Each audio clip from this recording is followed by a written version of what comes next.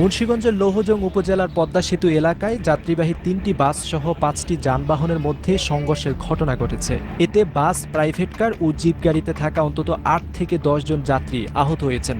১১ জুলাই বেলা 11:30টার দিকে মাওয়াখানবাড়ি এলাকায় এই দুর্ঘটনাটি ঘটে।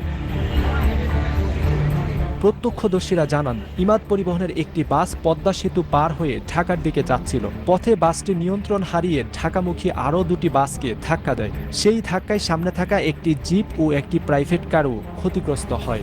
গুরুতর আহত হন অন্তত ৮ থেকে ১০ জন যাত্রী। আহতদের একজনের অবস্থা আশঙ্কাজনক বলে জানা গেছে। ও কিমত কি করলো, ওটা পাঁচলা মেরে পরে আমার পাঁচলা মেরে দিচ্ছে, প্রাইভেট মারছে। জানার মাথাও দুইটা প্রাইভেট মেরে দিয়ে আসছে, সরকারি গাড়ি। আর তারপর আমি ব্যাপারটা কি এসব নাই মেদিকে ও নাই, ইমাতে গাড়ি ড্রাইভার নাই, কেউই নেই। দুর্ঘটনার পর আহতদের দ্রুত উদ্ধার করে রাজধানী ঢাকা সহ আশেপাশের বিভিন্ন হাসপাতালে পাঠানো হয়।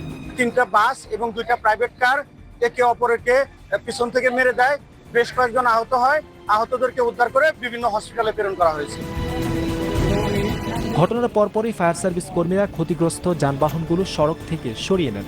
এরপর সড়কে যান চলাচল স্বাভাবিক হয়।